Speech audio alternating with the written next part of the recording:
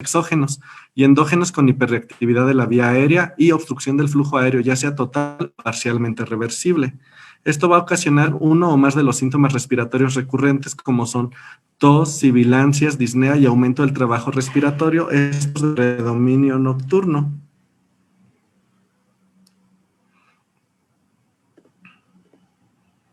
Bueno, dentro de la prevalencia vamos a ver que es la enfermedad crónica más frecuente de la infancia y de la adolescencia.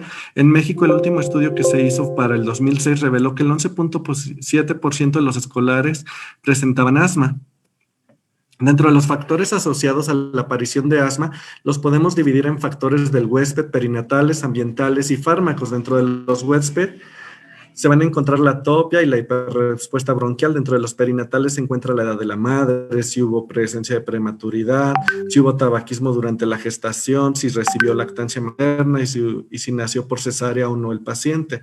Dentro de los ambientales están los factores como alérgenos laborales, aeroalérgenos, tabaco, contaminación ambiental e inclusive fármacos pudieran llegarnos a asociar a la aparición de asma. Dentro de nuestros factores desencadenantes los vamos a poder dividir en factores ambientales, factores sistémicos y factores laborales. Dentro de los factores ambientales, los más importantes son la contaminación, la presencia de ácaros, de polvo, epitelio de animales, algunos tipos de hongos y virus. Dentro de los factores sistémicos están los fármacos como betabloqueantes, la aspirina, los AINES, alimentos como la leche de vaca, los frutos secos, pescados y mariscos, e inclusive veneno de algunos animales. Dentro de los factores laborales, estos los vamos a poder dividir en sustancias de masa molecular baja y sustancias de masa molecular alta. Sí, principalmente son aquellos derivados de la industria alimentaria, de las industrias textiles, de las industrias de aceros, de las industrias mineras. De la fisiopatogenia del asma vamos a hablar que intervienen son tres las principales intervenciones que vamos a encontrar. Primero vamos a encontrar una inflamación de una vía aérea, vamos a encontrar la remodelación de la vía aérea y vamos a encontrar la hiperrespuesta de las vías aéreas. Como consecuencia, se va a producir una obstrucción de la vía aérea variable en el tiempo, parcialmente reversible, ya sea la autolimitada o reversible posterior al manejo con broncodilatadores y corticosteroides. Como tal, no va a haber un mecanismo fisiopatogénico único que explique el asma, por eso esta gran diversidad de fenotipos y endotipos del asma. Dentro de las células y elementos de la vía respiratoria que están implicadas en el asma, vamos a encontrar el epitelio bronquial, la musculatura lisa bronquial, las células endoteliales, los fibroblastos y miofibroblastos, los nervios colinérgicos de la vía aérea. El epitelio bronquial va a estar dañado con una pérdida de las células ciliadas y secretoras. Se van a expresar múltiples proteínas inflamatorias y van a liberar citocinas y quimiosinas, mediadores lipídicos en respuesta a modificaciones físicas. Mientras que la musculatura lisa bronquial va a haber una hiperplasia e hipertrofia expresando mediadores proinflamatorios similares a los de las células epiteliales. En las células endoteliales va a haber un reclutamiento de células inflamatorias por expresión de moléculas de adhesión. En los fibroblastos y miofibroblastos van a estar implicados en la remodelación de la vía aérea y mientras que los nervios colinérgicos de la vía aérea se van a activar por reflejos nerviosos, van a causar esta broncoconstricción y la secreción exagerada de moco. Además, vamos a encontrar que también los nervios sensoriales pueden provocar síntomas como tos o presión torácica y van a poder liberar neuropéptidos inflamatorios que van a de por sí ya inflamar más nuestra vía aérea que ya se encuentra inflamada. Aquí podemos ver la diferencia de una vía aérea normal a una vía aérea inflamada con una hipersecreción de moco con broncoconstricción por todo lo que hemos comentado. Dentro de las células inflamatorias implicadas en el asma vamos a encontrar participación de los linfocitos T, de los mastocitos, eosinófilos, neutrófilos, células dendríticas, macrófagos y células pulmonares neuroendocrinas. Los linfocitos T van a liberar citocinas específicas como son las interleucinas 4, 5, 9 y 13, nos van a dar inflamación eosinofílica y van a favorecer la producción de Ig por los linfocitos P, mientras que los mastocitos van a liberar mediadores con efecto broncoconstrictor y proinflamatorio como son histamina, leucotrienos y prostaglandina. Los eosinófilos van a liberar enzimas inflamatorias que van a dañar las células epiteliales y van a generar mediadores que amplifican la respuesta inflamatoria. Es decir, vamos a ver que es un círculo vicioso. Las células dendríticas van a ser presentadoras de antígenos, mientras que los macrófagos van a liberar mediadores que van a amplificar la respuesta inflamatoria y las células pulmonares neuroendocrinas van a contribuir a la respuesta TH2 y van a estimular a las células productoras de moco. Dentro de las moléculas más relevantes del asma, vamos a encontrar que las quimiosinas nos van a dar reclutamiento de las células inflamatorias en la vía aérea. El cisteínil leucotrienos van a ser potentes broncoconstrictores, las citocinas van a dirigir y modificar la respuesta inflamatoria en el asma y van a determinar su gravedad, mientras que el factor de necrosis tumoral alfa va a amplificar la respuesta inflamatoria. Las citocinas derivadas del epitelio van a ser las interleucinas 33, 25, 5 y 13, que nos van a aumentar los niveles de inmunoglobulina, nos van a dar una hiperrespuesta y van a aumentar el remodelado de la vía aérea. Como podemos ver en el siguiente esquema, vemos cómo se está dando todo este daño epitelial, cómo se está expresando moléculas de adhesión y cómo se están atrayendo nuevas células para desencadenar la respuesta inmune y este estado proinflamatorio. No solamente esto va a ser propio de todos los fenotipos o endotipos de asma, como son el asma alérgica, el asma eosinofílica, el asma neutrofílica, la asma granulocítica. Ahora, también va a intervenir en el remodelado de las vías respiratorias un engrosamiento de la capa reticular de la membrana basal. Vamos a encontrar una fibrosis subepitelial, vamos a encontrar hipertrofia, hiperplasia de la musculatura lisa bronquial, con proliferación y dilatación de los vasos, hiperplasia de las glándulas mucosas, hipersecreción de moco y pérdida progresiva de la función pulmonar. Además de todo esto, vamos a ver que hay mecanismos de obstrucción de la vía respiratoria en el asma, como son una contracción del músculo liso bronquial, edema de la vía respiratoria, hipersecreción de moco y los cambios estructurales de la vía respiratoria de la que ya hemos hablado. Además de que va a haber una hiperrespuesta bronquial secundaria a la contracción excesiva del músculo liso, el desacoplamiento de la contracción de la vía respiratoria, el engrosamiento de la pared de la vía respiratoria y los nervios sensoriales sensibilizados. Ahora, en cuanto al diagnóstico del asma, hay que recordar que el diagnóstico de asma es clínico. El diagnóstico de asma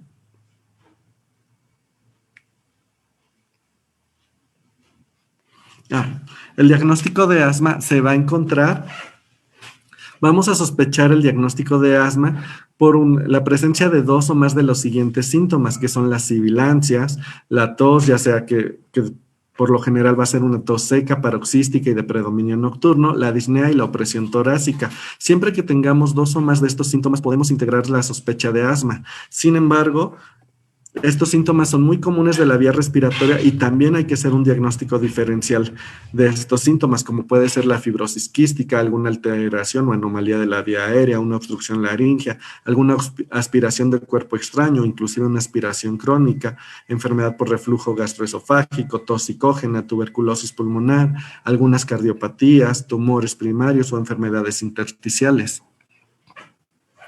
Nos podemos plantear las siguientes preguntas para sospechar de asma: si se ha presentado sibilancia, si tiene tos, sobre todo de predominio en las noches, si presenta como tos o sibilancias con los cambios de clima, al exponerse al humo del tabaco, al encontrarse en su ambiente laboral, si presenta resfriados de más de 10 días de duración, si estos resfriados se les bajan al pecho, si tiene algún tipo de alergia, si tiene algún familiar con alergia o asma. Esto van a ser sugestivos de que pudiera tratarse de asma. También van a aumentarnos la probabilidad de tener asma si los síntomas son frecuentes y recurrentes, si empeoran de noche o de madrugada, si se exacerban o se presentan con el ejercicio, con los cambios de temperatura, a la exposición de polvo, a la exposición con animales, si se presentan con las emociones o en periodos de estrés. Si suceden esta sintomatología en ausencia de resfriados o infecciones respiratorias, si cuenta con el antecedente familiar de alguna alergia o atopia o asma, si a la auscultación y exploración física encontramos sibilancias generalizadas, si iniciamos tratamiento contra el asma y mejora la sintomatología, si se desencadena la sintomatología con la ingesta de alguna aspirina, un AINE, un beta bloqueador, si hay alta sospecha si no hay alguna sospecha de algún diagnóstico alternativo, y van a reducirnos la probabilidad de que sea asma si es una tos productiva tos crónica productiva sin sibilancia, sin disnea, si tiene alteraciones de la voz, si la exploración física es normal, a pesar de que presenta sintomatología respiratoria, si no tiene respuesta al tratamiento del asma, si tenemos el antecedente de tabaquismo y si tenemos pruebas de funcionamiento normal, se excluye bueno, es un poco probable que se trate de un asma. Ahora, el diagnóstico de asma, a pesar de que es un diagnóstico clínico, debe de ser confirmado por pruebas de función pulmonar, las cuales nos van a servir para confirmar la obstrucción, así como ayudarnos a categorizar la enfermedad. Dentro de las pruebas que podemos utilizar para confirmar el diagnóstico de asma se encuentra la espirometría, la flujometría y las pruebas de reto bronquial. Las más útiles serían en este caso la espirometría y la flujometría. La espirometría es nuestro estándar de oro para el diagnóstico de asma. Va a evaluar la mecánica respiratoria mediante el volumen expirado forzado en el primer segundo, la capacidad vital forzada y el coeficiente del volumen expirado forzado en el primer segundo y la capacidad vital forzada. Vamos a poder titular la gravedad de la obstrucción. Si se encuentra de un 70 a un 79% se va a considerar leve, de entre un 60 y un 69% moderado, entre un 50 y un 59% moderadamente grave, entre un 35 y un 49% grave y menos de un 35% muy grave. Lo normal es que encontremos un mayor al 80%. Ahora, al momento de hacer nuestras pruebas de función pulmonar, es importante administrar un broncodilatador de acción corta para evaluar si el individuo responde o no a este medicamento. Se va a considerar una prueba positiva o con respuesta al broncodilatador si va a existir un aumento de 200 mililitros o un aumento del 12%, ya sea de nuestro volumen expirado forzado al primer segundo o de nuestra capacidad vital forzada. En la tabla que tienen a su derecha, pueden ver expresado en primer lugar el volumen expirado forzado al primer segundo en litros, en la siguiente columna la capacidad vital forzada y en la tercera fila el índice. Lo importante cuando valoren una espirometría es, primero, se tiene que ver que la espirometría tenga tanto peso como talla del paciente y que se utilicen valores adaptados para México. Existen valores que son valores internacionales y existen los valores adaptados para nuestra población mexicana de acuerdo a peso y talla. Una vez que tengamos los valores que estén adaptados para nuestra población mexicana, se tiene que valorar que nuestra cociente de BF1, capacidad vital forzada, se encuentre mayor al 80%, que nuestro volumen se encuentre mayor al 80% y que nuestra capacidad vital se encuentre mayor del 80%. Si nuestro cociente está menor del 80%, ya estamos hablando de que existe un grado de obstrucción y dependiendo de los valores vamos a tipificar vamos a graduar nuestra obstrucción.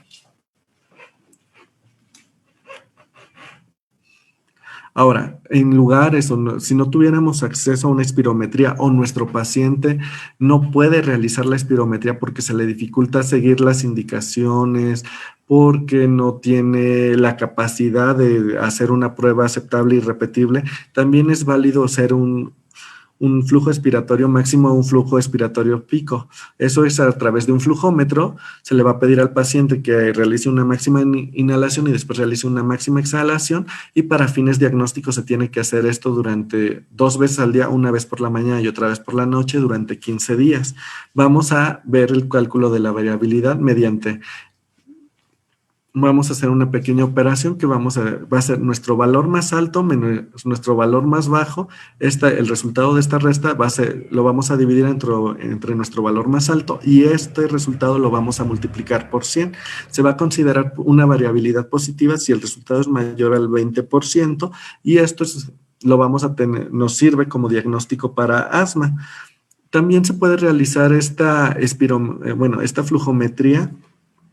Se podría realizar 3 veces por semana durante 2 semanas y hacerlo, no es necesariamente hacerlo durante 15 días. La guía mexicana de asma recomienda que sea durante 2 semanas diario. La guía española nos recomienda que sea 3 veces a la semana, pero lo importante es que se realice y que se realice también con el apoyo de un broncodilatador para ver la variabilidad y considerar si es positiva o no esta prueba para el diagnóstico para asma.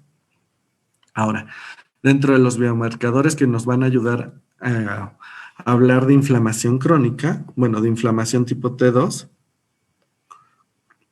Va a estar de primera línea los que son eosinófilos en sangre periférica. Estos tienen que ser mayor al 4% o mayor a 300 microlitros, a 300 células por microlitro. Y dentro, el otro biomarcador de primera línea es nuestra inmunoglobulina IG, ya sea nuestra inmunoglobulina IG total o alguna IgE específica para algún aeroalérgeno. Recuerden que las inmunoglobulinas se tienen que percentilar o se tienen que graduar dependiendo de la edad del paciente.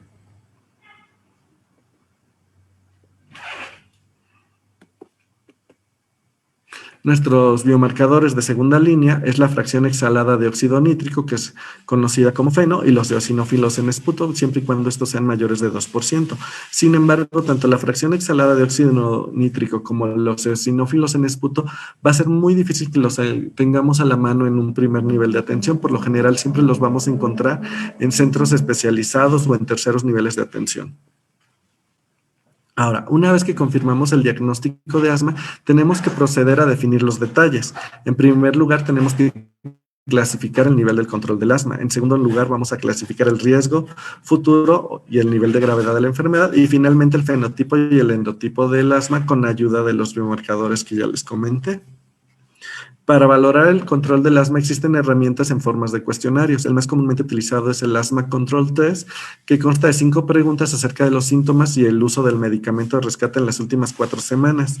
Las 5 preguntas es en la versión de adultos. En la versión infantil se utilizan 7 preguntas. A continuación vamos a ver el Asthma Control Test en la versión de adultos, que consta de las 5 preguntas que les comentaba. Se van a calificar del 1 al 5 y si el puntaje total es menor de 20, estamos hablando de un asma no controlada, y un puntaje mayor de 20 nos habla de un asma controlada.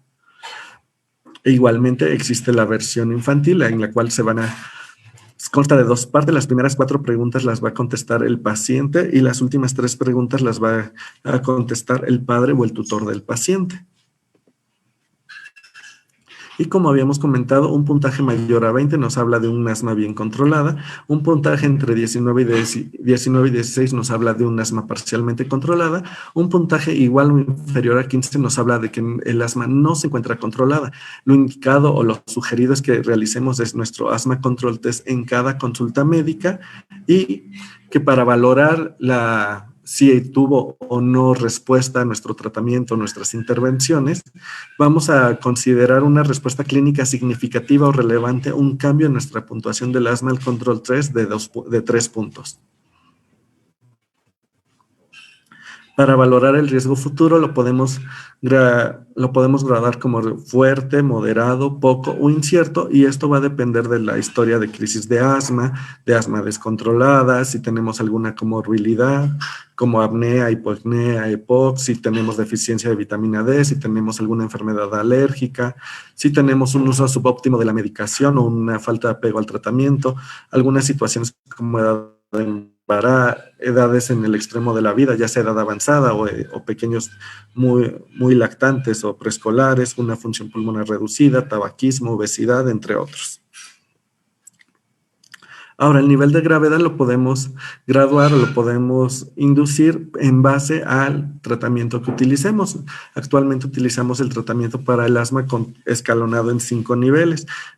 El asma de baja gravedad o una gravedad leve va a ser aquella que se tiene control en los primeros 3 escalones de tratamiento, que recordemos además, un asma que requiere paso 1, paso 2 o paso 3 para tener control de los signos y síntomas y para tener una adecuada calidad de vida, es un asma que se puede controlar y llevar su seguimiento en el primer nivel de atención de salud, mientras que si tenemos un asma moderada que requiere tratamiento en el paso 4 o escalón 4 de tratamiento, es un asma que debe ser derivada con el especialista, ya sea neumólogo o alergólogo, mientras que un asma grave o un asma mal controlada, que además es un asma paso 5, es aquella que requiere ser derivada a un centro de tercer nivel o a un neumólogo o un alergólogo para su control.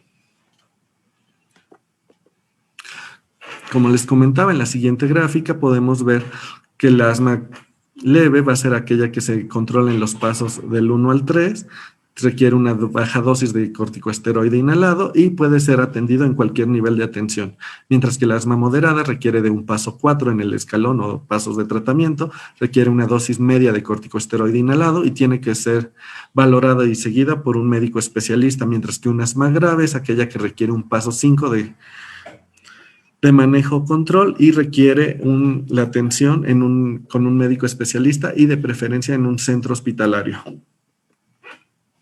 Dentro de los endotipos del asma, para fines de esta ponencia y para hacerlo más sintetizado, podemos dividir el asma en tipo 2, con inflamación tipo 2 o no tipo 2. La no tipo 2 corresponde al asma neutrofílica y pausigranulocítica, mientras que el tipo 2 hablamos de un asma eosinofílica, alérgica o mixta. Ahora, el diagnóstico del asma, ¿es posible tener asma en menores de 3 años de edad? Por definición, siempre hablamos de que el diagnóstico de asma no existe en menores de 6 de 7 años porque nuestro estándar de oro y nuestra prueba que confirma el diagnóstico de asma es la espirometría. Y la espirometría, los niños son capaces de realizarla a partir de los 6 o 7 años de edad. Sin embargo, como ya comentamos, el diagnóstico de asma es 100% clínico. Lo único que es la espirometría es el estudio diagnóstico de confirmación, pero puede existir el asma en edades menores de los 7 años y vamos a sospechar de esto cuando haya 3 episodios o más de sibilancias, tos y dificultad respiratoria que tengan una adecuada respuesta al tratamiento de mantenimiento con corticoides inhalados y se produce un empeoramiento de la sintomatología, una regresión de los síntomas al suspender el medicamento inhalado o el medicamento de sostén. Ahora, en estos niños nos podemos auxiliar del índice predictivo para el asma, el cual consta de criterios mayores y criterios menores. Dentro de los criterios mayores está el diagnóstico de asma por alguno de los padres, el diagnóstico de asma en alguno de los padres, o el diagnóstico médico de eczema tópico. Y dentro de los criterios menores se encuentra la presencia de rinitis alérgica, sibilancias asociadas o no a resfriados y eosinofilia en sangre periférica igual o superior al 4%. Va a ser un índice predictivo de asma positivo cuando cumpla con 2 criterios mayores o cumpla con un criterio mayor y 2 criterios menores, encontrándose un valor predictivo positivo del 77%, en caso de ser positivo nuestro índice predictivo para el asma, y un valor predictivo negativo del 68%, de así encontrarse negativo. Ahora, no solamente existe el índice predictivo de asma, también existen otros índices validados. Sin embargo, por practicidad, el índice predictivo para el asma es el que más recomendamos. En cuanto al tratamiento, vamos a ver que el tratamiento lo podemos dividir en tratamiento farmacológico y no farmacológico. El objetivo del tratamiento es el alivio y control de los síntomas, buscando anular las restricciones a las actividades cotidianas y al ejercicio, reducción del riesgo futuro de crisis, hospitalizaciones, visitas a urgencias e inclusive la muerte, y disminución a largo plazo del deterioro de la función pulmonar.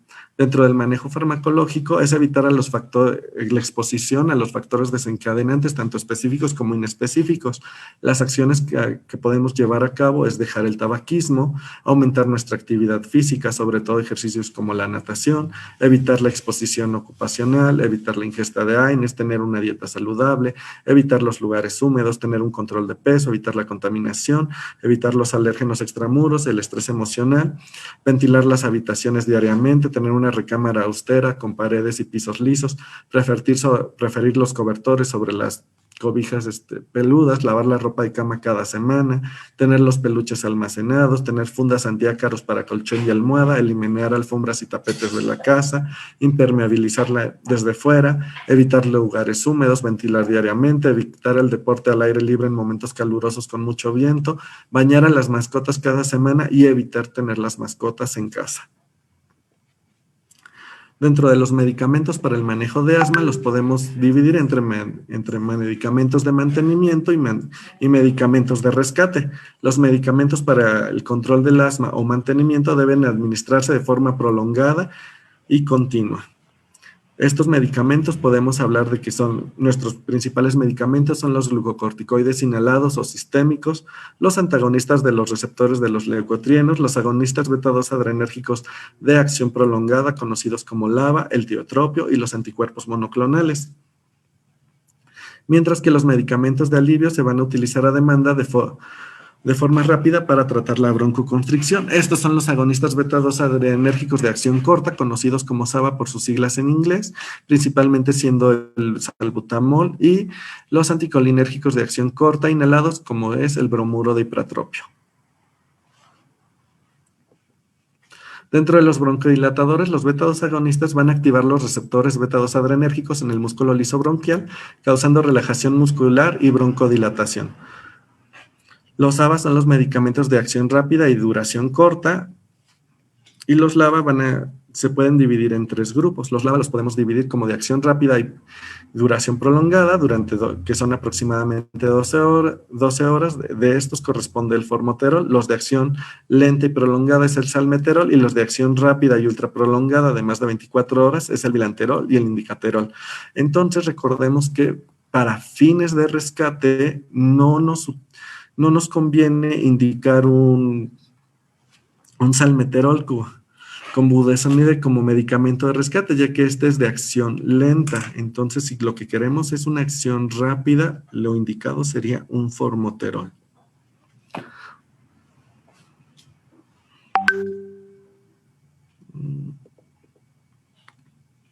Y en la siguiente tabla podemos ver los beta-2 adrenérgicos. Como les comentábamos, el salbutamol es de inicio rápido, pero es de acción corta, mientras que el formoterol es de inicio rápido y es de una duración larga. El salmeterol es de inicio prolongado y de duración larga, mientras que el bilanterol e indicaterol son de inicio rápido y son de duración ultra larga. Los efectos colaterales de los beta-2 adrenérgicos son la hiposensibilización, la hipocaliemia, el aumento de la mortalidad por asma y la taquicardia. Todos estos, de estos efectos, el más frecuente y el que muchas veces puede llegar a llamar más la atención es la taquicardia, la cual recordemos que después de 1 a 2 semanas de su uso continuo, los pacientes empiezan a tolerarlo cada vez mejor y dejan de presentar tanta taquicardia. Sin embargo, si tienen alguna situación como alguna arritmia que contraindique el uso del beta-2 adrenérgico, ahí podríamos utilizar nuestros anticolinérgicos como el bromuro de ipratropio.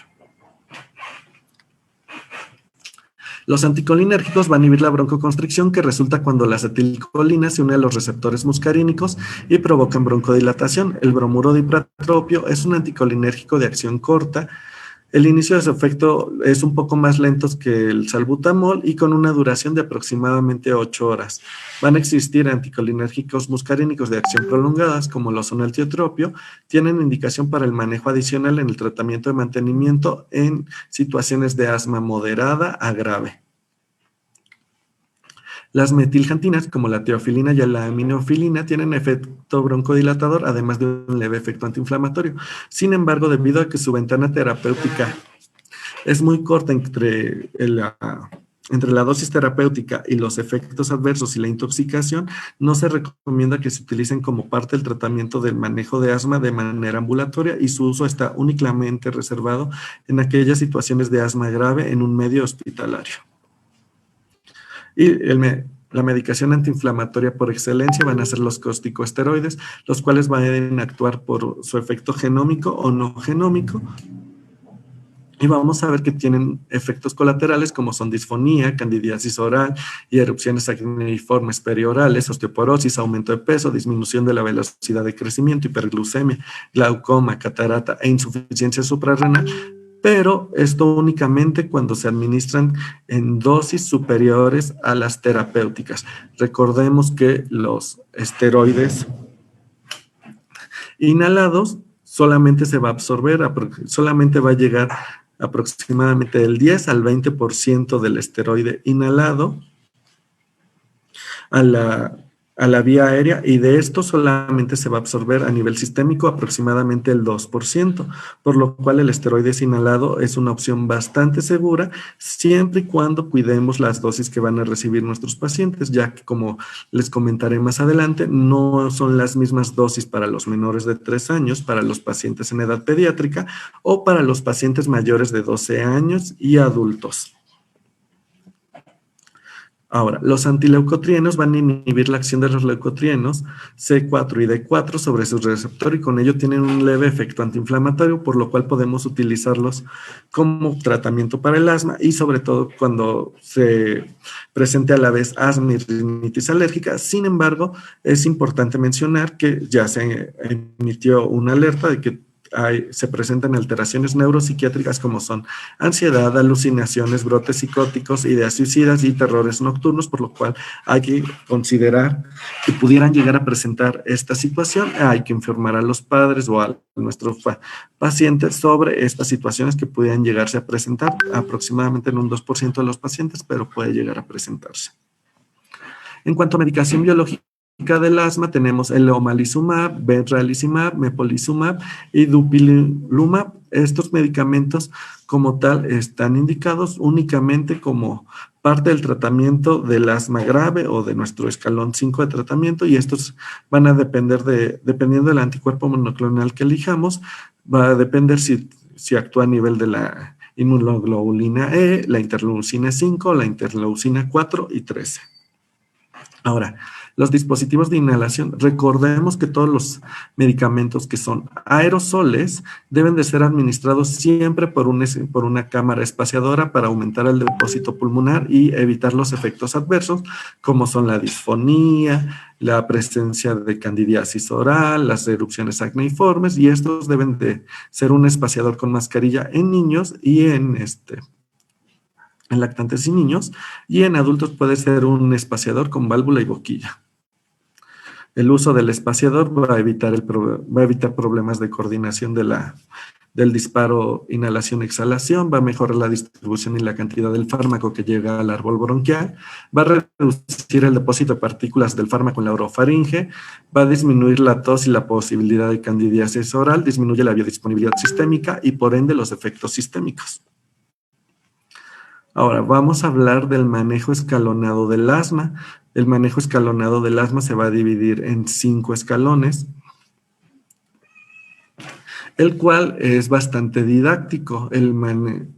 Si vemos nuestra columna de la izquierda, vamos a ver que si los síntomas se encuentran 1 o 2 veces al mes, pero nunca por la noche, es un asma que le corresponde un escalón 1 o paso 1 de tratamiento. Si los síntomas son 3 o más veces al mes, pero no son diarios, le correspondería un escalón 2. Si los síntomas son casi diarios y llegar a presentar síntomas durante la noche o que le despierten los síntomas, sería un paso 3. Si hay alteraciones de la función pulmonar, síntomas casi diarios, serían ya un paso 4. Y vamos a tener que se nos proponen tanto manejos, son los manejos que de preferencia utilizar, y también tenemos manejos como alternativas y opciones de rescate. Vamos a ver que existen las tablas para mayores de 12 años y adultos, el manejo escalonado para niños de 4 a 11 años, y también existe el manejo escalonado para niños de menores de 3 años, que es realmente entre las diferencias más importantes entre el manejo de los niños de 4 a 11 años y los adultos o niños mayores de 12 años es únicamente la cantidad de fármaco que vamos a administrar, mientras que el manejo de los niños menores de 3 años con asma ya es un poquito diferente el manejo. Como les comentaba, la diferencia van a ser las dosis de esteroides, las dosis bajas, medias y altas de esteroide. Para las dosis de esteroide Con budesonida, la dosis baja para mayores de 12 años van a ser de 100 a 400 microgramos al día. Dosis medias son de 400 a 800 microgramos al día y dosis altas son de 800 microgramos al día. Mientras que de budesonide para niños de 4 a 11 años estamos hablando que una dosis baja es de 50 a 200 microgramos al día, una dosis media es de 200 a 400 microgramos al día y una dosis alta es mayor de 400 microgramos al día. Ahora, en cuanto al escalón 1 de tratamiento, ¿o qué pacientes son los que van a ser candidatos a recibir un paso 1, un escalón 1 de tratamiento? Van a ser todos aquellos pacientes con síntomas diurnos ocasionales leves con un máximo de 2 veces al mes, que no presentan síntomas nocturnos. El paciente debe estar asintomático entre los episodios, tiene que mantener una función pulmonar normal, no haber tenido exacerbaciones en el año previo y no presentar factor de riesgo para sufrir exacerbaciones. En este tipo de pacientes, lo recomendado es dar nuestro SABA, nuestro salbutamol a demanda, o bien asociar budesonide, formoterol a demanda. ¿Por qué? Porque se ha encontrado que la asociación con budesonida, formoterol disminuye el riesgo de crisis, disminuye el riesgo de hospitalización, se encuentra un aumento significativo en cuanto a la función pulmonar y hay una mejora clínica, se disminuye el tiempo para presentar mejora clínica.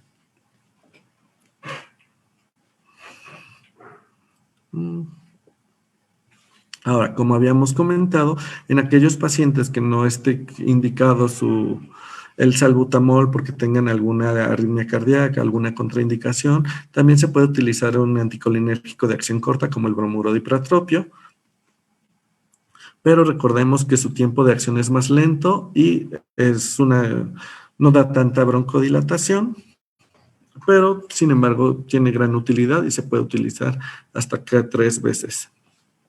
Ahora, en cuanto al escalón 2, vamos a ver que al escalón 2 lo vamos a utilizar cuando el uso del SABA inhalado se realiza más de 2 veces al mes para tratar los síntomas, se tengan exacerbaciones durante el año previo y requiere iniciar terapia de mantenimiento.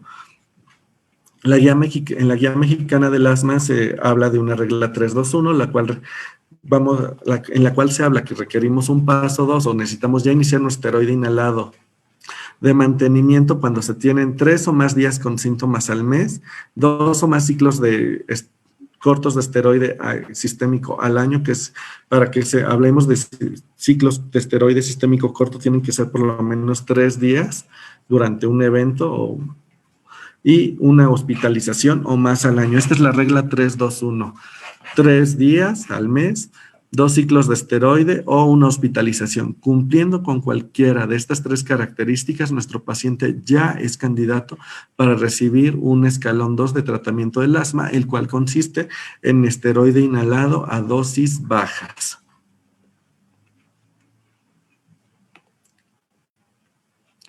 Ahora, junto con el esteroide inhalado a dosis bajas, se puede recomendar el tratamiento de rescate con inhalaciones de salbutamol o beta-2 adrenérgico de acción corta para mejorar las exacerbaciones o crisis. Un manejo alternativo a nuestro manejo con esteroide inhalado pudiera ser los antileucotrienos. Sin embargo, recordemos que los antileucotrienos, que no es nuestro medicamento de elección, sin embargo, se puede utilizar cuando estamos hablando de asma muy, muy leve, con muy poca sintomatología, que tenga además rinitis alérgica concomitante, pudiéramos utilizar el antileucotrieno en lugar de nuestro esteroide inhalado. Sin embargo, es mayor el beneficio cuando utilizamos el esteroide inhalado a dosis bajas. Ahora, dentro de nuestro escalón 3 de tratamiento, es decir, aquellos pacientes que no nos respondieron a las dosis bajas de esteroide inhalado y persisten con síntomas varios días por semana, en estos pacientes ya podemos utilizar el paso 3 de tratamiento, el cual va a consistir en esteroide inhalado a dosis bajas, pero con un beta-2 adrenérgico de acción prolongada, lo que sería nuestro formoterol. Pudiera ser también salmeterol si el paciente no se encuentra con con alguna crisis, pero se recomienda el formoterol por la estrategia SMART o MART, dependiendo de dónde lo lean, por situaciones de traducción, la cual consiste en dar tanto tu medicamento de mantenimiento como de rescate a través del mismo dispositivo. ¿Por qué? Porque nos aseguramos que haya un mayor apego al tratamiento y que hay nada más que adiestrar y supervisar la técnica de un solo inhalador y va a haber y se encuentra una adecuada mejoría en cuanto a síntomas, función pulmonar y deterioro de la función y limitación al deterioro de la función pulmonar. Como manejo alternativo a nuestra dosis, a nuestro esteroide inhalado en dosis baja más nuestro LABA, se puede duplicar la dosis de esteroide inhalado de modo que quede una dosis media de esteroide inhalado o usar un antileucotrieno asociado a nuestro esteroide inhalado en dosis baja. Como les comentaba, se puede utilizar tanto de mantenimiento como rescate nuestros fármacos que viene el corticosteroide inhalado en dosis baja más nuestro LABA. Ahora, el escalón 4 o el paso 4 de tratamiento lo vamos a utilizar en pacientes que presentan síntomas diariamente o los pacientes que no están controlados con nuestro paso 3. En estos pacientes se va a utilizar el esteroide inhalado a dosis media más un LABA.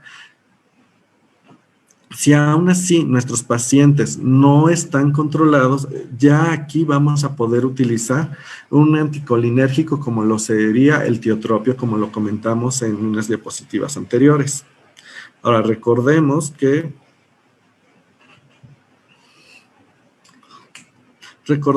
también podríamos utilizar, mantener o tener agregado los antileucotrienos en caso de que nuestros pacientes tuvieran alguna comorbilidad, tuvieran asma coexistente con rinitis alérgica. Y dentro de nuestro escalón 5, que ya es un asma no controlada, que ya requiere manejo en hospitalización, aquí se tiene que utilizar el esteroide inhalado a dosis altas combinado con un LABA y agregar un segundo o inclusive un tercer medicamento controlador, como sería un tiotropio, como sería tu antileucotrieno, que sería el Montelukast. Además, se puede asociar acitromicina, que sería el macrólido por sus efectos inmunomoduladores, además de utilizar algún biológico como los anticuerpos monoclonales y pudiera llegar a ser necesario administrar glucocorticoides sistémicos, todo dependiendo de la gravedad de nuestro paciente. Vamos a ver que el asma grave es aquella que va a necesitar tratamiento con corticosteroides inhalados a dosis altas, aunado a un segundo controlador o corticoides sistémicos para evitar el descontrol o que persiste con descontrol con este tratamiento. Es decir, el asma grave es aquella que requiere un paso 5. Para este diagnóstico de asma grave se va a encontrar que tiene un asma control test menor a 20, va a tener exacerbaciones graves con manejo con esteroide sistémico y va a tener hospitalizaciones por exacerbación de asma y va a tener limitaciones en las pruebas de funcionamiento pulmonar. Como comentábamos, pudiera llegar a beneficiarse de agregar macrólidos, como son la citromicina, por su efecto inmunomodulador leve. Para este efecto se tienen que dar dosis de 250 a 500 miligramos de citromicina 3 veces por semana en ciclos de 26 a 48 semanas. Si ustedes pretenden manejar un asma, iniciar acitromicina o algún macrólido para efecto inmunomodulador, dando las dosis que normalmente se utilizan como antimicrobianos por ciclos continuos de 5 o 7 días, no estamos utilizando el macrólido como inmunomodulador y no va a tener esa respuesta. Ahora, los anticuerpos monoclonales anti-IgE asma alérgica grave, normalmente hablamos del omalizumab, que es el que se encuentra aprobado para niños mayores de 6 años, va a reducir el número de exacerbaciones y va a mejorar la función pulmonar. La dosis es de 0.016 miligramos kilogramo por vía subcutánea en una o dos dosis cada 4 semanas.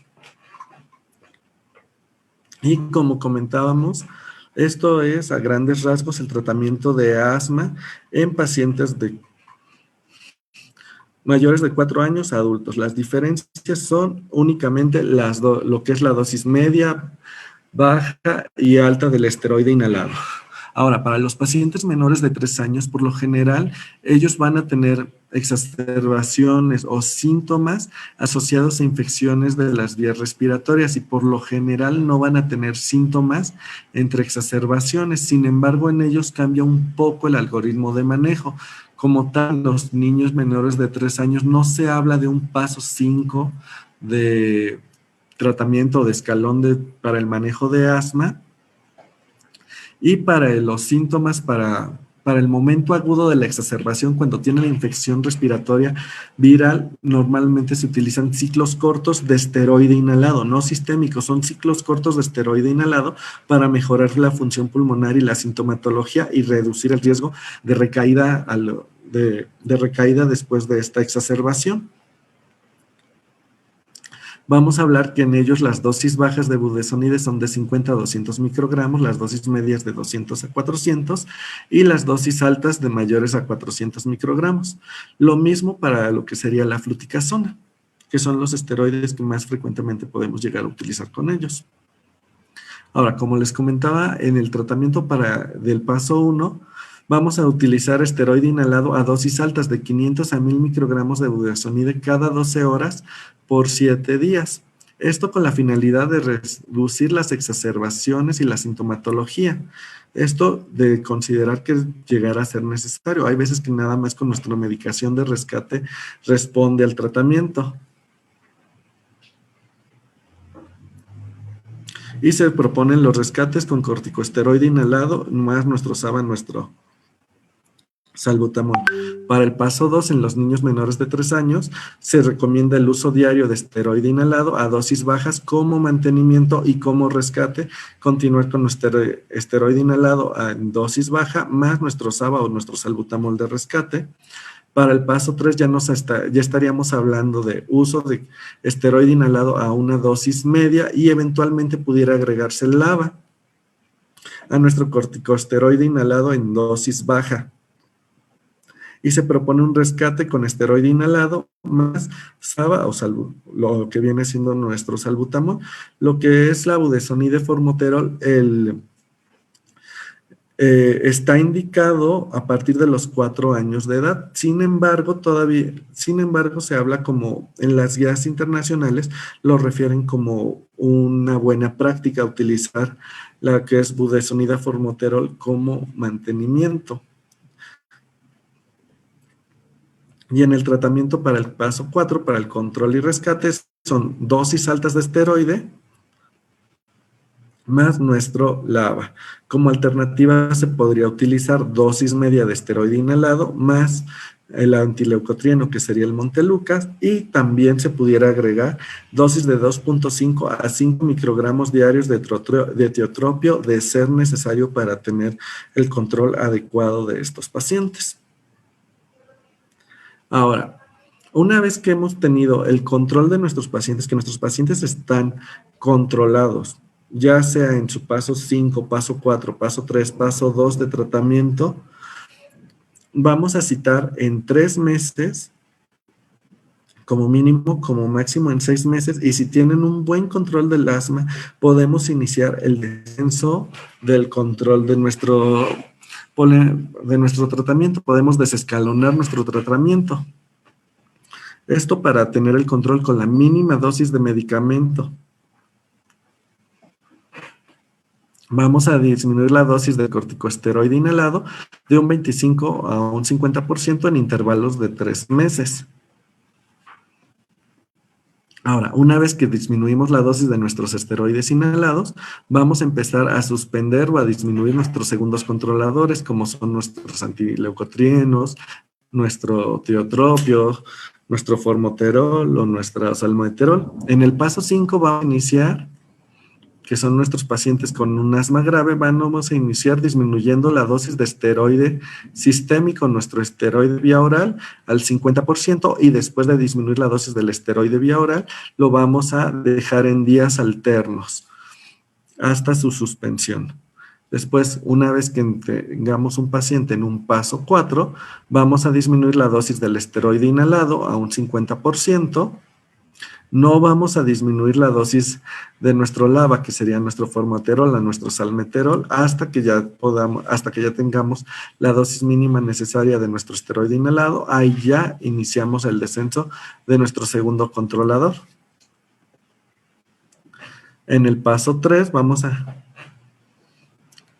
vamos a disminuir la frecuencia de administración de nuestro esteroide inhalado de 2 veces al día a 1 vez al día, y después vamos a disminuir ya nuestro segundo controlador.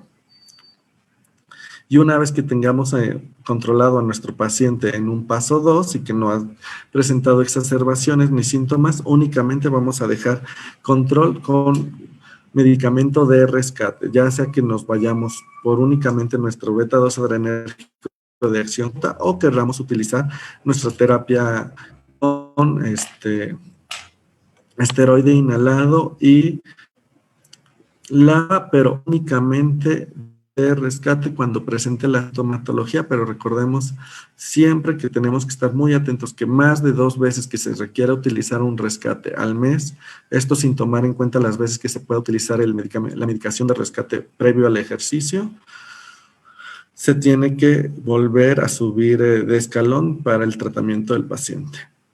Ahora, también dentro del asma ya hablamos sobre lo que es el tratamiento del asma o cómo se manejan los escalones de asma, pero también existen las crisis de asma, las exacerbaciones de asma o las agudizaciones de asma, como ustedes prefieran llamarlo. Vamos a ver que una crisis de asma es un episodio de deterioro de la situación clínica basal de un paciente que implica la necesidad de administrar un tratamiento específico. En función de la rapidez de la instalación de la crisis se pueden clasificar en 2 tipos, las que son de instalación rápida, que son en menos de 3 horas, y las que son de instalación lenta, que se llevan a cabo, que se instalan durante días o semanas.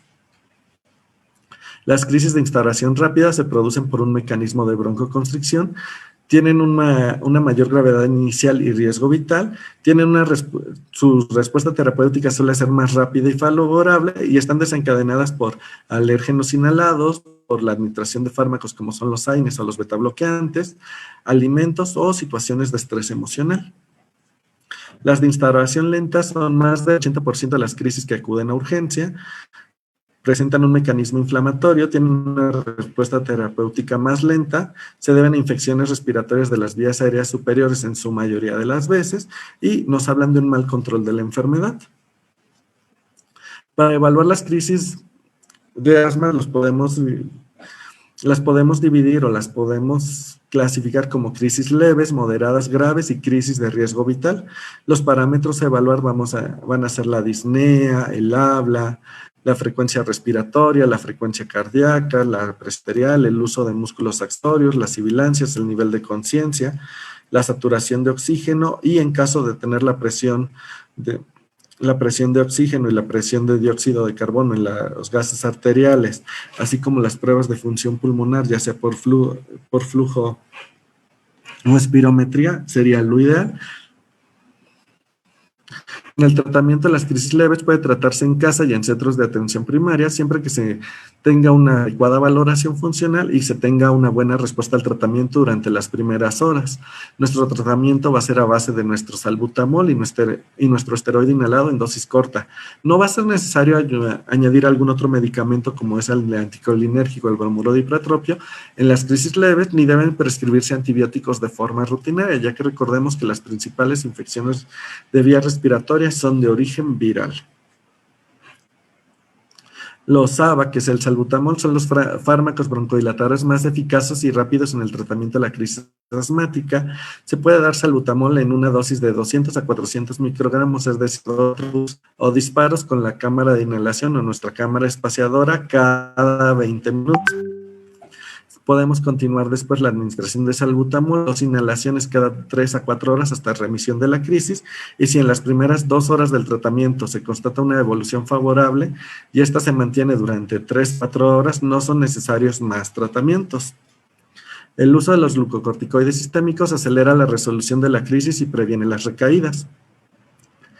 La dosis diaria de prednisona puede ser de 0.5 a 1 miligramo por kilogramo de peso, siendo un máximo de 50 miligramos esta dosis.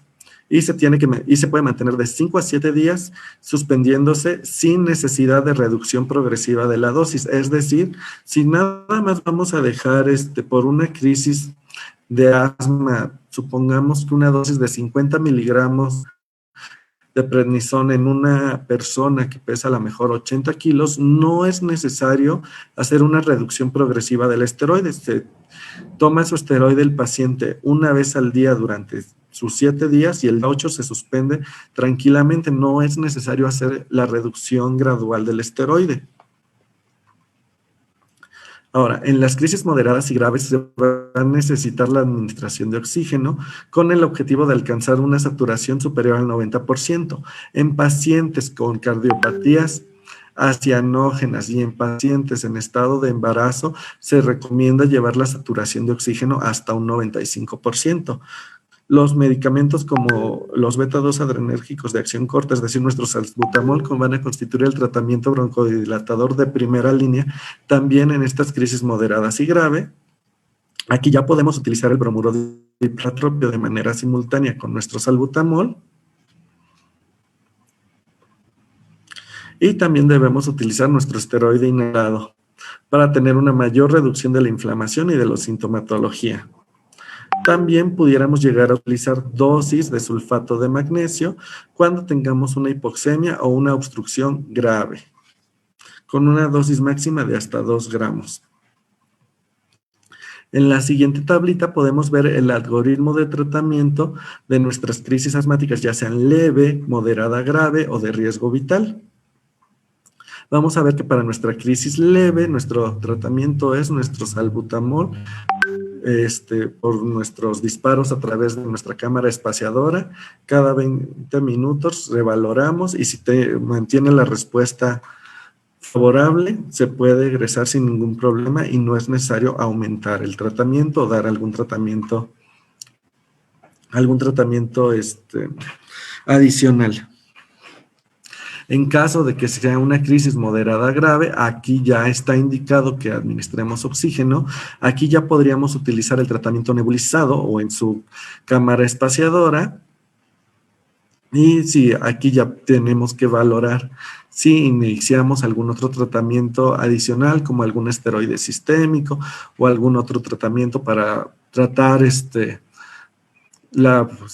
haberlo presentado alguna infección respiratoria que la exacerbó o que determinó esa crisis de asma. Y en los pacientes que presenten una crisis de riesgo vital, pues bueno, aquí se requiere romper el broncoespasmo y iniciar tratamiento y hospitalización. Ahora, para valorar la gravedad de las crisis de asma en niños, contamos con el Pulmonary Score, el cual nos va a valorar la frecuencia respiratoria, las sibilancias y el uso de los músculos accesorios de la respiración, como es el esternocleidomastoideo. Si tenemos un puntaje de 0 a 3 es leve o una saturación mayor al 94%, 4 a 6 es moderada o una saturación de 91 a 94%, grave de 7 a 9 o una saturación menor del 91%. En caso de que nuestra saturación no concuerde con nuestro puntaje de nuestro score pulmonar, nos vamos a basar en el que tenga mayor gravedad. Y nuestro intervalo de acción o nuestra acción a seguir en la crisis leve va a ser administrar nuestro salbutamol con la cámara espaciadora y vamos a evaluar cada 15 minutos. Si responde al tratamiento se da de alta. Si no responde a las acciones ya realizadas se va a considerar una crisis moderada.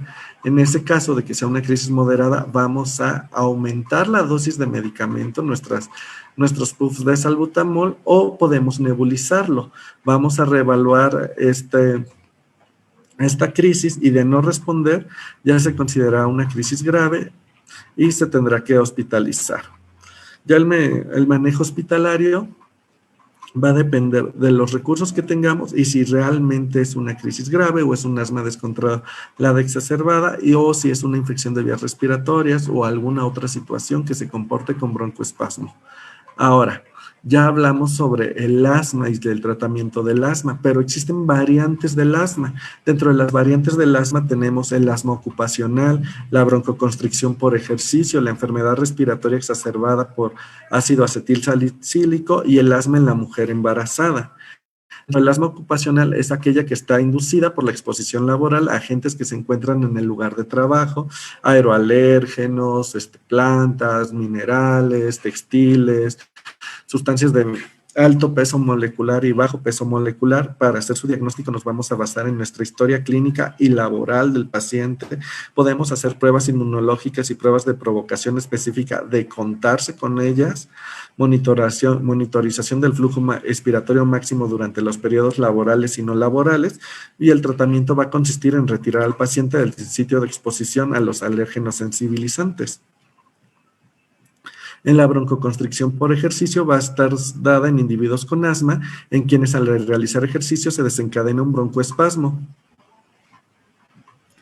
También puede presentarse en personas sanas que bajo ciertas circunstancias al realizar ejercicio puede desencadenar el broncoespasmo. Esto normalmente puede llegar a pasar en 5 a 20% de la población y es más frecuente en atletas de alto rendimiento. Esto va a ser secundario a que la inhalación de altos volúmenes de aire seco va a ocasionar la pérdida de agua en el epitelio bronquial, provocando cambios en la osmolaridad, induciendo la liberación de mediadores de la inflamación, como histamina, leucotrienos y la consecuente broncoconstricción. Se va a tratar con calentamiento previo al ejercicio físico, evitar hacer ejercicio en sitios fríos y contaminados, inhalar un broncodilatador de acción corta 10 minutos antes de realizar el ejercicio. Podemos utilizar nuestra terapia SMART, que es el corticosteroide inhalado, no más nuestro LABA. En la enfermedad exacerbada por aspirina puede haber una obstrucción nasal grave que causa anosmia y que progresa hacia la rinosinusitis crónica. Con pólipos agresivos va a haber una liberación masiva de leucotrienos por consumo de AINE. Va a haber una crisis caracterizada por rinorrea, obstrucción nasal aguda, irritación de la conjuntiva y una coloración roja intensa del cuello. El broncoespasmo puede ser grave y llevar al paro respiratorio, a veces con choque, por lo que se tiene que evitar en estos casos el consumo del ácido acetil salicílico o AINES. Ahora, la mujer embarazada. Los síntomas en las pacientes que ya son mujeres que ya tienen asma, puede presentar síntomas de exacerbación de asma hasta en 1/3 de las pacientes, especialmente durante el segundo trimestre del embarazo. Esto se va a atribuir a los cambios de la mecánica ventilatoria. Para ellas, el tratamiento, su piedra angular sigue siendo el tratamiento con esteroide inhalado y su beta-2 adrenérgico de acción prolongada. El uso de su medicación contra el asma es segura en el embarazo, por lo que no se recomienda la detención del tratamiento del asma durante el embarazo. Inclusive es más peligroso que dejen de utilizar su medicamento contra el asma a que lo utilicen. ¿Por qué? Porque si dejan de utilizar el medicamento contra el asma, pueden presentar crisis de hipoxia durante todo el embarazo y eso va a tener mayores efectos adversos en el producto de la gestación. Ahora, en una mujer embarazada no es prioridad retirar el medicamento contra el asma, únicamente es prioritario disminuir la dosis del esteroide sistémico oral. Todo lo que es la terapia inhalada no es prioritario hacer su retiro durante el embarazo. Ahora, existe el solapamiento del asma y el EPOC. Como factores de riesgo para que uno presente asma y EPOC es que sea un paciente asmático con tabaquismo, que tenga una función pulmonar baja en la infancia por cualquiera de las situaciones que pudieran desencadenar una función pulmonar baja en la infancia, exposición a irritantes o a contaminación ambiental que nos pueden dar el desarrollo de EPOC junto con asma. Vamos a encontrar la existencia de una limitación crónica al flujo aéreo persistente en un paciente fumador o exfumador que presenta características de asma. Ahora, Los pacientes pueden ser pacientes con asma, fumadores que desarrollan obstrucción crónica al flujo aéreo o pacientes con EPOC y eosinofilia. Estos pacientes pueden ser ambos pacientes con asma asociado o con solapamiento con EPOC. La confirmación, primero tenemos que confirmar que el paciente presente EPOC mediante que sea un paciente mayor de 35 años, que sea un paciente fumador, que tenga una obstrucción postbroncodilatador y que el paciente cumpla además criterios de asma. Ahora, si el paciente no cumple los criterios de asma, pero sí tiene una prueba broncodilatadora muy positiva con un aumento de la FEV1 del 15% o un volumen mayor de 400 mililitros, es un paciente que también cumple criterios para decir que tiene un solapamiento de asma con EPOC o presenta una eosinofilia en sangre mayor a 300 eosinófilos por microlitro, confirman el solapamiento de asma con EPOC. El tratamiento en estos pacientes va a ser con glucocorticoide inhalado a dosis baja, aún moderada, junto con su beta-drosa-adrenérgico de acción prolongada. Si persiste con los síntomas o las exacerbaciones, se puede agregar un muscarínico de acción prolongada, como es el diotropio, y es importante que se realice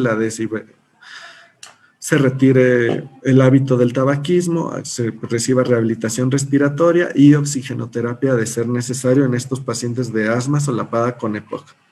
Y esto a grandes rasgos es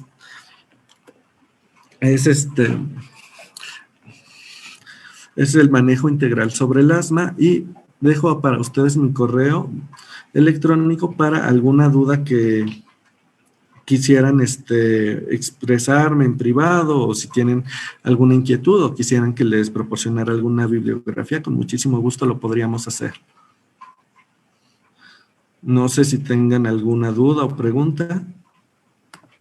Muchas gracias, doctor.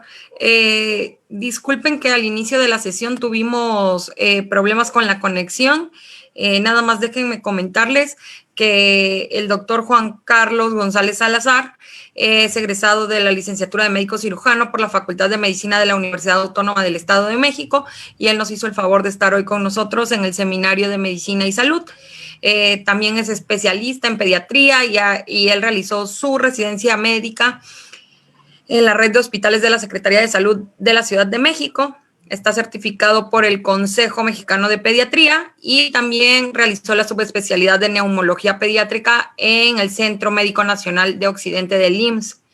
Les recordamos a las y los participantes que si tienen alguna duda o si tienen algún comentario, este es el momento en el que iniciamos la sesión de preguntas y respuestas.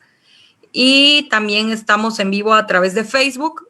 Y por ahora, hace rato nos comentaban en el chat que si podríamos compartirles la presentación. Les recuerdo que tenemos una carpeta donde está el material de apoyo para los seminarios. Ahorita les voy a compartir el link. Mientras le voy leyendo algunas preguntas que tenemos ya, doctor. Sí, claro. Voy a ver. Si hay algún problema con mi conexión, me avisan por favor y podría apagar la cámara. Dice, en el primer nivel de atención generalmente los medicamentos se limitan a esteroides orales. ¿Una crisis asmática podría controlarse solo con prednisona oral? Podría controlarse únicamente con prednisona oral, pero no es lo indicado. Recomendamos en estos casos ciclos cortos de esteroide oral. Sin embargo, recordemos que la administración frecuente de ciclos cortos de esteroide nos va a hablar de un mal manejo del asma y va a hablar de cada vez van a ser más frecuentes estas exacerbaciones y va a requerir cada vez mayores dosis de esteroide, ya sea por tiempos más prolongados. Aquí lo indicado sería iniciar nuestro medicamento de mantenimiento. Entiendo esta situación de que pues muchas veces nuestros cuadros básicos pues realmente cada vez son más básicos y tenemos menos acceso a los medicamentos inhalados o a los medicamentos controladores, pero no va a haber un adecuado control del asma y estas exacerbaciones van a ser cada vez más frecuentes. Ahora sí que se tendría que canalizar a este paciente a un segundo nivel para ver si ahí pudieran darnos darnos, asegurarnos la medicación para el paciente, o ahora sí que el paciente haga el esfuerzo y consiga el medicamento, porque realmente no va a haber un adecuado control hasta que se inicie el tratamiento como debe de ser, el esteroide inhalado, y cada vez va a ser más frecuente estas exacerbaciones. Sí puedes controlar las crisis con esteroide sistémico, pero cada vez van a ser más frecuentes y eso nada más nos va a traducir un mal control del asma. Gracias, doctor. Aquí tenemos otra pregunta de Alicia que dice, gracias por su ponencia. ¿Nos puede decir si el único ruido pulmonar a escuchar en el asma es la sibilancia o pueden haber roncantes o rudeza respiratoria? En una crisis asmática o en un asma puro solamente vamos a escuchar las sibilancias. Sin embargo, recordemos que muchas veces las infecciones respiratorias pueden desencadenarnos la crisis de asma o nos pueden exacerbar el asma. Un paciente con una neumonía, por ejemplo, puede llegar a presentar rudeza respiratoria, te puede llegar a presentar estertores y sibilancias y aún así seguir siendo asma. Ahora, si tenemos un grado de broncoconstricción severa, podemos inclusive no auscultar nada y eso no es sinónimo de que nuestro paciente esté mejorando. Eso quiere decir que está tan cerrado que ya no entra ni sale el aire y entonces estamos hablando de una crisis de asma de riesgo vital.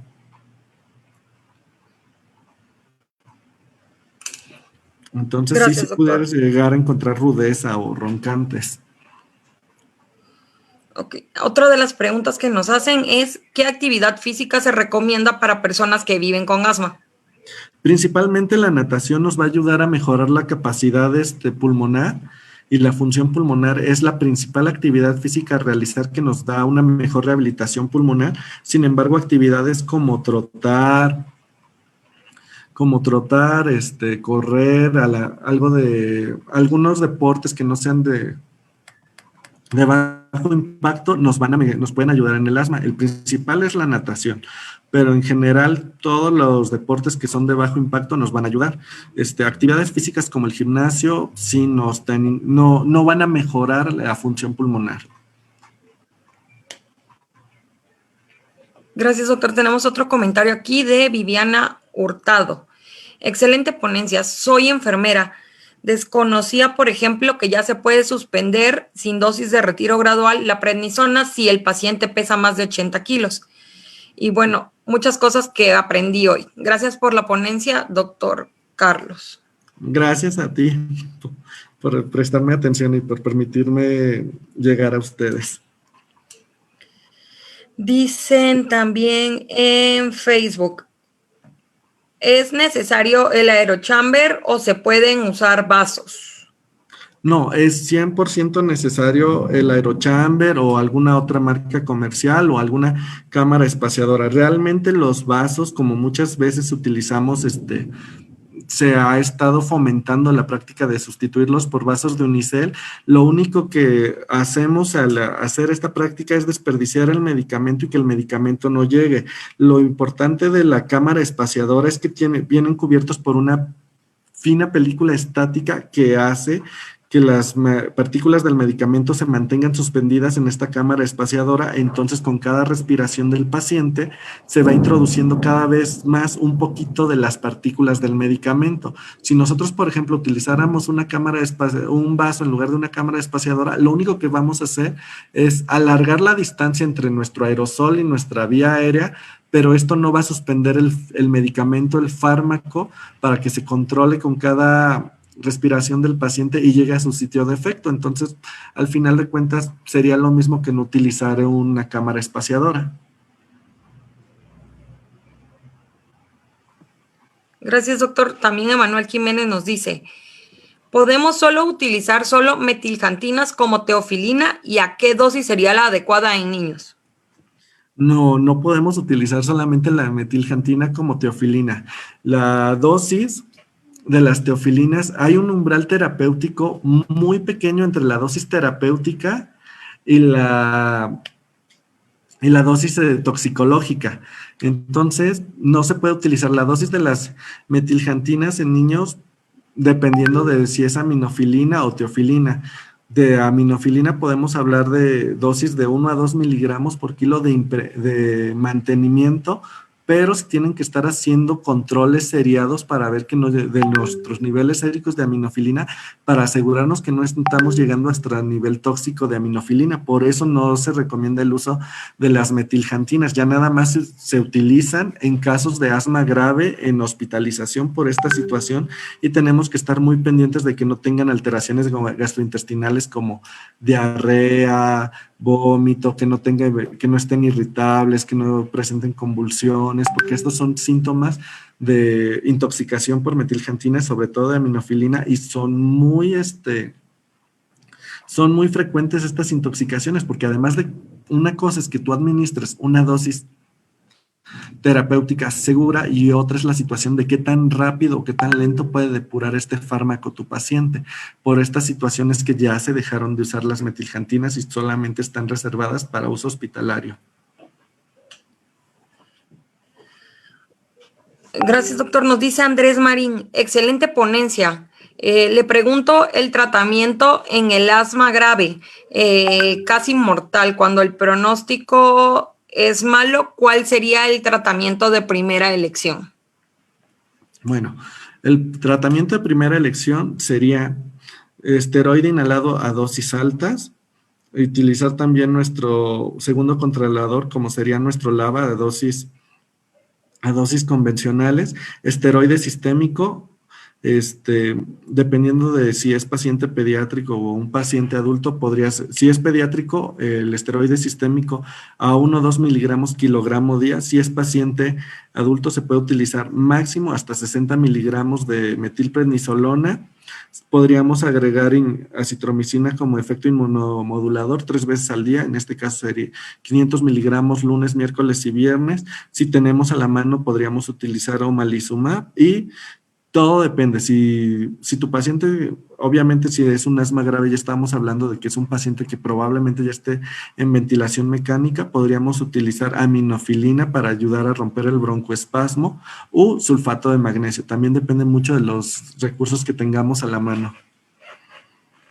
Gracias, doctor. También Emanuel Jiménez nos dice, ¿por cuánto tiempo podemos utilizar un esteroide inhalado en un niño? El esteroide inhalado en los niños lo podemos utilizar hasta que tengamos el control, siempre y cuando tengamos realmente riesgo-beneficio. Los estudios, muchas veces tenemos miedo de utilizar los esteroides inhalados porque tenemos este miedo a todos los efectos adversos, y sobre todo en los niños es muy temido esto de la disminución del crecimiento. Se ha visto y ya se tiene muy bien comprobado que lo único que pasa al momento de utilizar esteroide inhalado en los niños es que el primer año que tú utilizas tu esteroide inhalado va a disminuir la velocidad del crecimiento. Pero estos niños al final van a tener, que tienen un asma ya bien controlada, van a tener una talla final exactamente igual a los niños que no tuvieron tratamiento con esteroide inhalado. O sea, van a tener una buena talla. El efecto de la disminución de la talla es paulatino, solamente es un año. En cambio, si dejamos a un niño con asma sin su tratamiento de mantenimiento, que es el esteroide inhalado, la hipoxia persistente que va a tener este niño y recurrente va a alterar el crecimiento, y los niños con asma no controlada van a tener una talla baja. Entonces el asma, mientras manejemos las dosis seguras en ellos, que son menos de, bueno, que son sus dosis de 400 microgramos al día, no hay ningún problema de que utilicemos esas dosis a lo mejor por tiempos prolongados en 6 meses, un año. Mientras nuestros niños vayan a la consulta mínimo cada 3 meses para hacer los ajustes, realicemos nuestro asma control test, vayamos desescalonando el tratamiento del asma, no va a tener ningún problema en cuanto al esteroide inhalado. Ahora, como les comentaba en la plática, recordemos que de lo que tú estás nebulizando o administrando con tu espaciador, con tu mascarilla, únicamente va a pasar a la vía aérea del 10 al 20%. Y de ese 10 a 20% que pasa a la vía aérea, únicamente se absorbe de manera sistémica aproximadamente el 2% del esteroide que estamos dando. Entonces, realmente es casi nada lo que estamos dando. Entonces, la probabilidad de que presentemos efectos adversos por el esteroide inhalado es bajísima. En cuanto al esteroide ya vía oral, ahí sí ya tenemos complicaciones y ahora sí que dependiendo de las características del asma de nuestro paciente, valorar qué riesgo-beneficio de dar la terapia con esteroide sistémico o buscar algún tratamiento alternativo. Gracias, doctor. Tenemos un comentario de Marta Rosillo que dice, muchas veces se abandona el tratamiento por el alto costo de tratamientos inhalados y de la aerocámara. La aerocámara para niños también es costosa. Felicidades, excelente ponencia, doctor. Gracias. En cuanto al alto costo, la verdad es que efectivamente es una enfermedad muy cara, pero tenemos que ser muy cuidadosos, muy sensibles al decirle a los papás que pues sí es algo costoso, pero es algo que va a mejorar la calidad de vida de su niño y va a mejorar su pronóstico a largo plazo. En cuanto a la cámara, pues ahora sí que dependiendo del lugar de la República en donde estemos y los accesos a los medicamentos y a los servicios de salud y a las farmacias, va a variar el costo. Una aerocámara te cuesta en promedio aproximadamente de 500 a 800 pesos. Hablaremos de la más comercial, que es el Aerochamber, que es la que normalmente encontramos con mayor facilidad. Sabiéndola cuidar, la puedes utilizar de 6 meses a un año. Entonces, realmente el gasto de 500, 800 pesos una vez al año no es tanto. Mientras que la aerocámara se tiene que hacer el lavado semanal en un recipiente con agua hervida, 1 o 2 litros de agua, se coloca la aerocámara, se desarma en sus 4 partes, se coloca de 1 a 2 cucharadas de detergente líquido para trastes, la marca que tengan, no es necesario alguna marca en especial, se hace esta agua jabonosa, se deja ahí la aerocámara, no se tiene que tallar con alguna esponja o o algo por el estilo, nada más se deja en esta agua jabonosa. Nosotros con nuestra manita y nuestras manitas limpias vamos a tallar nuestra aerocámara y se va a enjuagar con agua normal y se va a dejar secar al aire ambiente y así tu aerocámara te puede durar hasta un año. Realmente pagar 500, 800 pesos cada 6 meses o cada 8 años, cada 6 meses o cada año no es mucho, porque supongamos, aunque sí es un gasto y entiendo que es un gasto significativo, el pagar hospitalización, los días que dejan de laborar por cuidar al niño mientras está con la crisis asmática, los medicamentos que se tienen que llegar a utilizar en hospitalización, los medicamentos del alta, muy probablemente van a salir más que esos 500 u 800 pesos al año. Ahora, en cuanto a los aerosoles,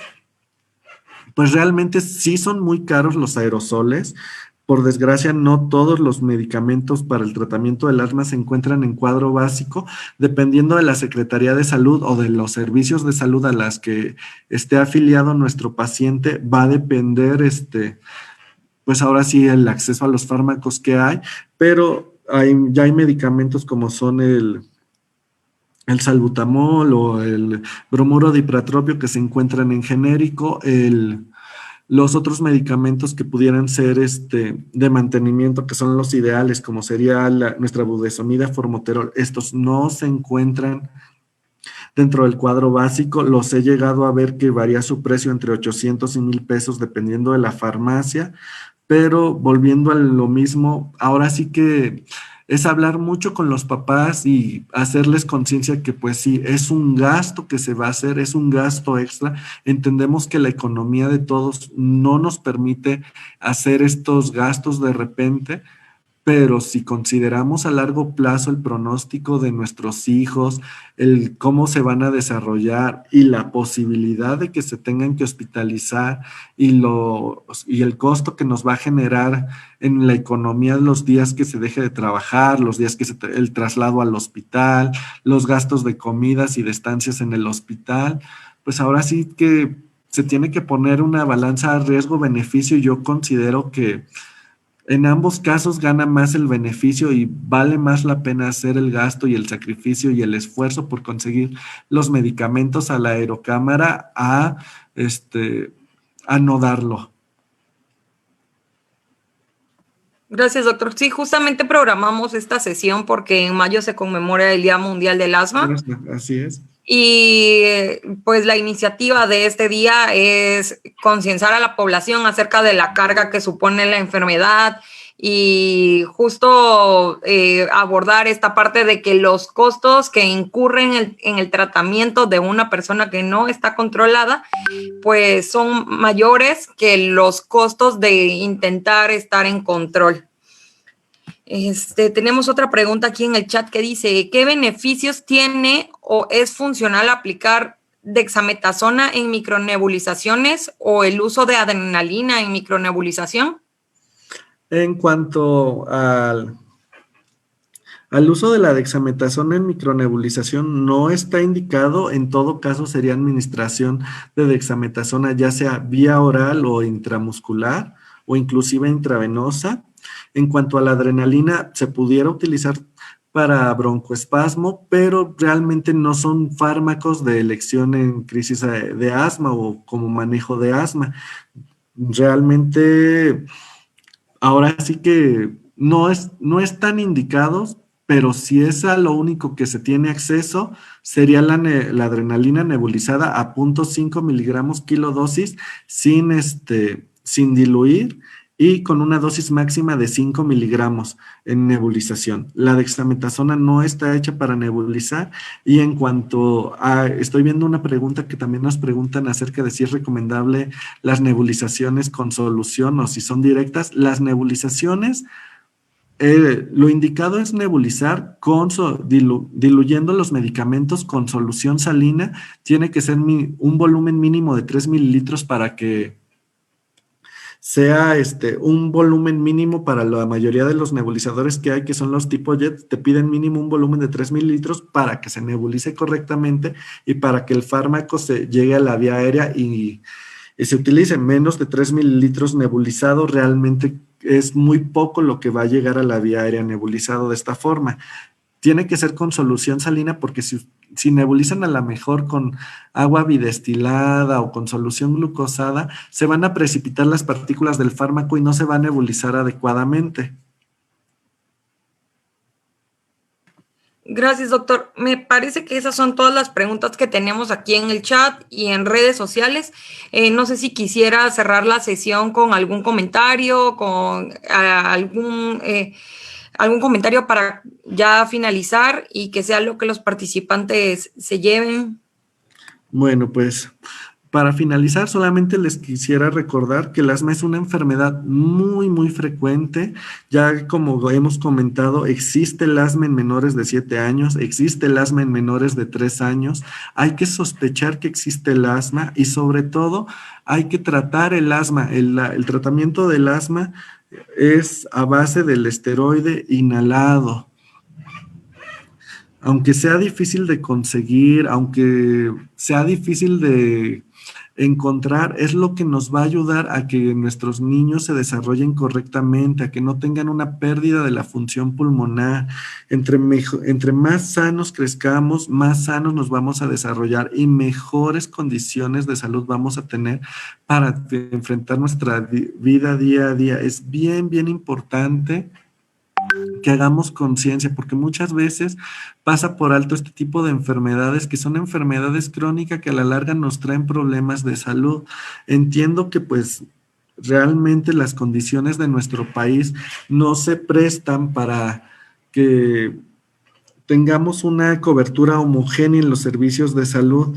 Muchas veces sé que los médicos de primer contacto pues no es que no estén capacitados para tratar las enfermedades, muchas veces pues no hay el acceso a los medicamentos que necesitan, no tienen el acceso a los recursos, a los estudios como una espirometría, como una flujometría, pero mientras tengan acceso a la información, vamos a poder hacer la diferencia y algo se va a poder hacer para mejorar las condiciones de salud.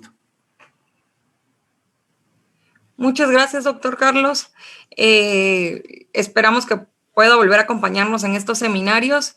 Disculpe los inconvenientes que tuvimos al inicio de la sesión, que tuvimos los problemas de conexión, pero igual aquí en pantalla todavía están viendo el contacto del doctor en caso de que necesiten, como él les mencionó, consultar alguna bibliografía si quieren ampliar sus conocimientos. Igual, doctor, si a nosotros nos llega alguna solicitud, pues seguimos en contacto con usted y podemos hacerle llegar los materiales a las personas a través de la carpeta que tenemos aquí de materiales de apoyo de los seminarios. Claro que sí, con muchísimo gusto. Muchas gracias, doctor. A las personas que siguen conectadas, nada más les quiero recordar que estas ponencias se quedan guardadas en la plataforma educativa del INSABI. Les acabo de compartir el link en el chat. Los invito a que revisen la oferta educativa. Les recordamos que tenemos cursos virtuales, hay cursos presenciales que se organizan con las jurisdicciones sanitarias. Y también están en desarrollo algunos diplomados y cursos vinculados. Para las personas que nos preguntan las claves de acceso a los cursos vinculados, este es un proyecto que está iniciando con el estado de Guerrero, próximo para Oaxaca, pero el plan es que se libere a nivel nacional. Entonces, los invitamos a revisar la plataforma. Y les recordamos que mañana es el seminario permanente de atención primaria de salud a las 4 de la tarde y por favor inviten a personas que quizás no pueden vernos en vivo por el horario. Los videos se quedan guardados en el perfil de Facebook de INSABI Educación y también se vinculan a CIESABI, así que ahí pueden revisar después esta ponencia y también realizar su evaluación para obtener la constancia de la sesión. Muchas gracias a todas y todos por habernos acompañado. Gracias, doctor Carlos, otra vez. Gracias a ustedes. Y nos vemos mañana.